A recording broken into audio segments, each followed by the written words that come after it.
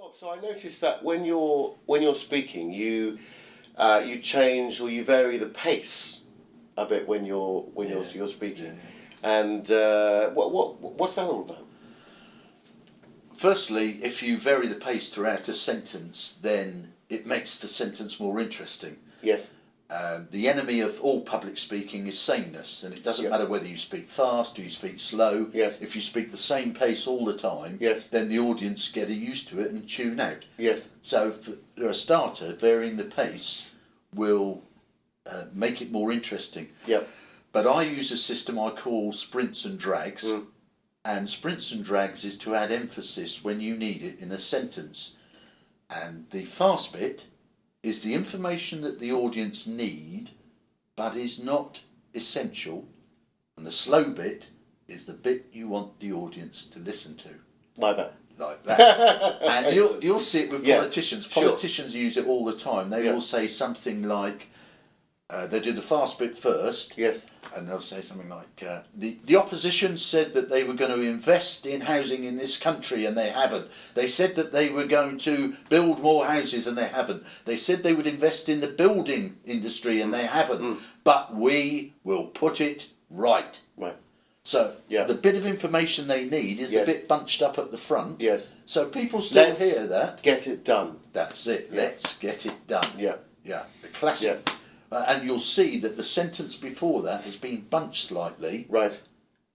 And then it finishes with, let's get it done. And right. Bing, that's the soundbite that people remember. Yeah. And that slowness just adds huge emphasis to the words you want. Fantastic. So I as a voice coach, use pitch inflections. Yeah. So I demonstrate how we can use different pitches to get our point across, and different tones, timbres of the voice, resonance, etc. So it's a similar thing within the dynamics, the development of the speech. How often would you? I mean, do you actually map this sort of thing out when you're working with a client? Yeah, sure. So if someone say right at the start and they've never used the technique of sprints and drags, and you're thinking, well, they really need to put that in, but it's going to be unnatural. Yes. So it's like everything else. Yeah. Until you practice it several times over, it's always a bit clunky. Sure. Yeah. But I would start with someone, map it out. Yes. And what I get them to do, rather than just purely map it out, is pick out the words in the sentence that are most important. Yes. And then the rest can be put in at a much faster pace. Right. And get them to focus on what's important. Yes. And then try it a few times. But by the time they come to deliver in front of an audience, I'd expect that to be becoming fairly natural. Yes. So that when you're thinking of a sentence, you're only thinking of which words do I want highlighted here. Yes. And then the rest will follow naturally. And would that be generally at the end of a phrase or a paragraph? Yeah. Ends of sentences certainly are very key in speaking. Yes. They're key if you want to add emphasis, because what happens is you add the emphasis as you speak, and then you stop. You take a pause, you breathe, which is always good when you're speaking. Yeah. And in that pause, the audience are taking on the information you've said. So if you're going to hit them with something of importance, do it at the end. If you did it in the middle of a sentence, then you would trample over their thoughts with whatever's coming to the end of the sentence. Yes. And of course, if you use humour, it's imperative that the humorous word, the trigger word, comes at the end of the sentence for exactly the same reason. You hit them with the funny word, you pause naturally to breathe, and then you just don't start again until the laughter's decayed. People are scared of pauses. And I am. Well, I think we all are. We're suddenly our mind's gone blank. It didn't then, by the way, but it does occasionally, and that's indicative of I suppose preparation, isn't it? Really, and practice. How would you one bit of advice? What would be your advice for people that wanted to practice their delivery bit, but until it becomes natural? What methods do you? I know we're digressing slightly off here, but it's definitely helped me when we work together. Yeah. For me to practice and record myself, for instance. Yeah. when I'm, and I can listen back, and and there's always terrible listening. Everyone feels yeah, the same. What any tips on practicing and really just getting to grip, really internalizing that your content for speech. For sure, lots of practice. Yeah. Internalising it. No one likes doing it, and no one likes listening back to it either. Sure. However, it is a necessary evil. Yeah. As soon as you start practicing it out loud, yes, you hear it in a very different way to when it goes round in your head. Yes. So be surprised how many people will stand up to speak and it won't come out well, and they're saying, when it was in my head, it all seems so clear. I would imagine that most people, including myself until now, write out their speech and actually don't practice it out loud. They write it and then they go to the event, whether it be a speaking event or maybe they're best man at a wedding or something. They write it out and they read it. They give it to their other half, and to check it, and they go, yeah, that sounds good. That looks good. Maybe change a few words here and there, edit it a little bit. But then they go and do the speech, and that at the speech is the first time they've actually said anything. Yeah. So that wouldn't be your advice to do that. No, recipe for disaster, in my opinion. Why is that? What can go wrong then? It's not a question of going wrong. Yeah. It's a question of using all your senses to speak with.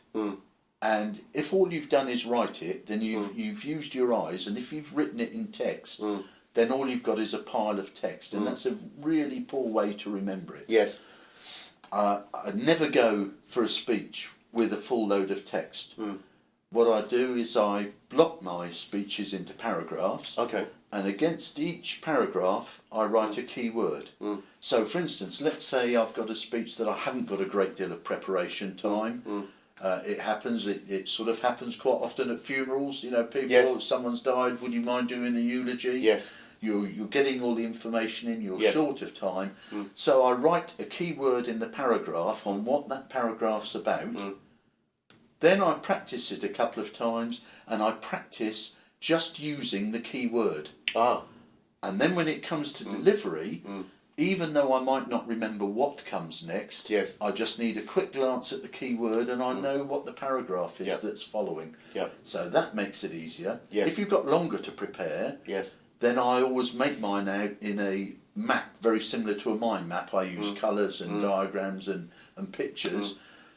And I map it out into blocks, and what that's doing is that's using different parts of your memory. So now I know what the text is. With the mind map, I'm getting a more pictorial view of it, but also I'm getting a kinesthetic view of it because I'm physically drawing it. And actually, if you do that, it's a great way, if you want to practice just before you speak, and you can't wander around practicing out loud, you can always sit there and just draw your map of the speech, and that will reinforce it.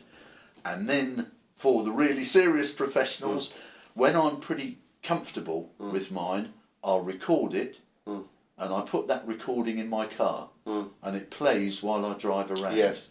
And what that means is that when you stop, it stops in random places, and then when you get back in, it starts in a random place. So instead of seeing your speech as a long chain of text, which most people will, it stops and starts in random places, so you're comfortable with it starting in anywhere. It's very much like learning a piece of music, for instance. Absolutely. I often tell my students, don't start the beginning and play through the whole, sing through the whole piece, and then start all over again.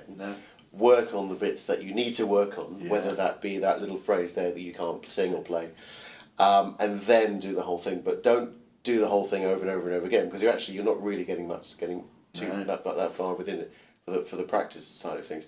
Lyric wise, if I don't come off what we call come off page, I don't know if that's the same terminology in the speaking world, but if we don't come off pages and don't come off the lyrics quick enough, that's it. I'm stuffed.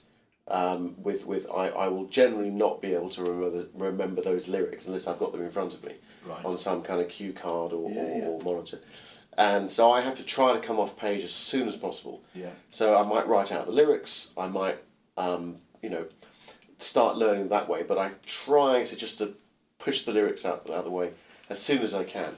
Otherwise I'm reliant. And there's nothing worse than watching a singer, and I presume also, even more so, a speaker who's just head down looking at the lectern and in there looking at their speech.